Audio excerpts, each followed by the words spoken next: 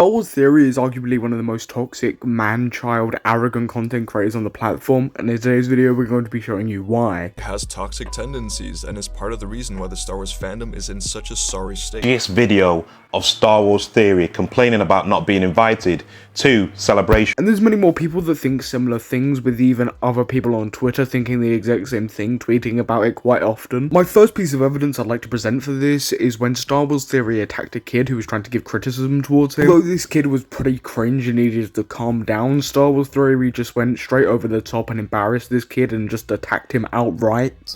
When we communicate with each other, some of these things I think we can get along as a fandom, and it's just up to us. I think, Star Wars is all about a choice to be better. That Luke Skywalker quote to Del Meeko, Battlefront 2, a choice to be better, and that's what it's all about. And I think we all should be more Qui-Gon and less Anakin. By me having an opinion, I'm not upholding my due diligence or responsibility. No, it's the way we express opinions. Well, no, you're essentially telling me to censor myself. You're saying don't censor yourself, but you're saying censor yourself because you have a certain moral obligation, because you have a certain number of people that subscribe to your videos, that you have to say things in a certain manner or shift your way in a certain way of thinking that aligns with everybody, so you're all inclusive. I don't like The Last Jedi. I don't have to feel I have to tailor what I have to say in order to make you feel better about liking it or not liking it. If you come to my channel, you get real, and that's what you will always get. Right, that makes sense, because he didn't censor himself when he attacked J.J. Abrams publicly and made multiple people go over to J.J. Abrams and attack him for an idea he didn't include in the Star Wars movie. You're probably thinking, Samuel, that breakdown wasn't too bad, he was just trying to defend himself, which, yeah, is completely correct, but what he does next is just completely uncalled for. You can't, yeah, that's great. That's great. And you can't play the victim card now, which is what a lot of people do whenever they do say something about me. And then I answer back. Like I said, I am a big fan of the channel, and both of your channels. Clearly. I know. I'm sorry, man, but you guys are big, and so this has put a lot of pressure on me, and I have to think about it. Star Wars Theory is arrogant and doesn't realize that he does actually have quite a big platform, so anything he does do does affect people. I feel like his arrogant and childlike qualities are best shown in this clip.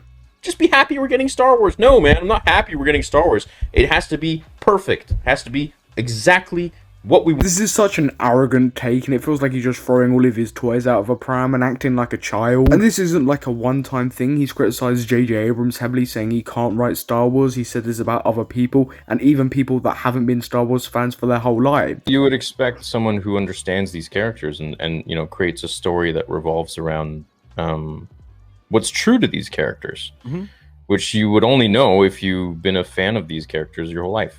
The Jedi was taking her lightsaber and putting it in the wall and trying to slow down. It looks cool, but that's coming from someone who perhaps doesn't know Star Wars or has never really seen Star Wars or doesn't understand. And there's something so poetic about this, to the point where Star Wars Theory himself is creating a Star Wars series, which he's failed to deliver on. And essentially it was in the context of like, it's just false promises, it just keeps being prolonged and delayed and this and that, like it's never going to happen.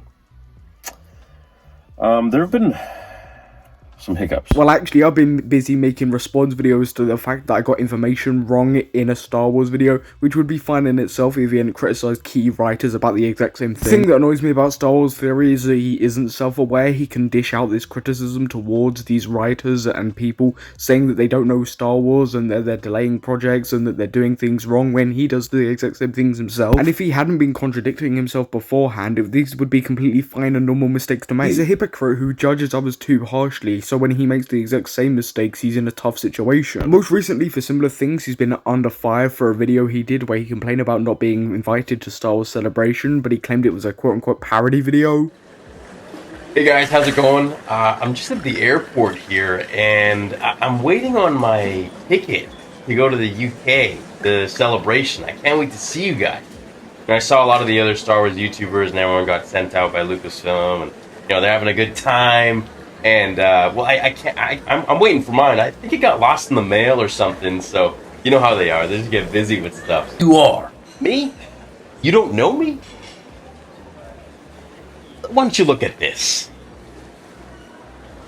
Anakin Skywalker, Anakin Skywalker, Anakin Skywalker prequels, George Lucas, Anakin Skywalker prequels, George Anakin, oh my Anakin God. Skywalker, George Skywalker. 3.2 3 million. That's right. This video, although labeled as a quote-unquote parody video, seems like it's genuinely trying to make digs at Disney for not flying him out. Like, you can genuinely tell that he's salty in this video that he didn't get flown out. Even brings up that other Disney content creators that was smaller than him got flown out, and even flexes how many subscribers he's got. Almost as if to say that because I've got this, I should be flown out. Just incredibly self-entitled, and it's not like he doesn't have money. He literally made an apology video sitting in a fucking Lamborghini. Like my opinions on things, don't watch. If you expect me to bend my knee to you and your will or anything, I won't.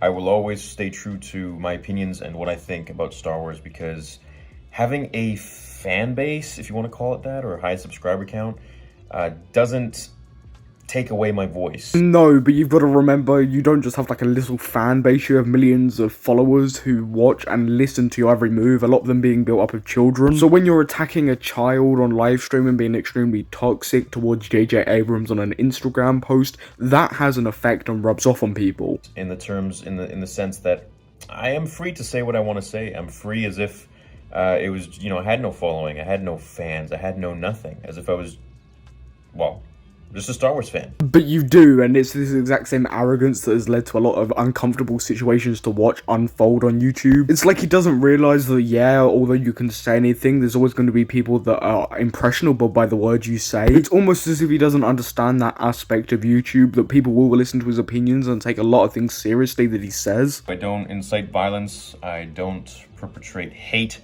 and I'm always very, very clear in all my videos, if you actually watch my videos, which most of the ones bitching don't.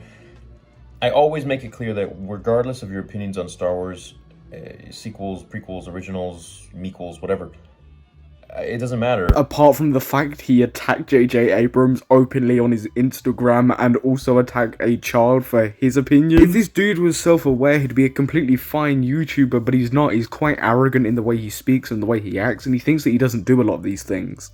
We should all be respectful of each other's opinions, because we're all people, we're all humans, and just because we don't agree on the same story doesn't mean that we're a piece of shit or we're not a true Star Wars fan or this and that. Again, multiple times throughout this video I've shown stuff where he's openly contradicted this statement, so I'm confused why he's even making this, because it makes him look even worse.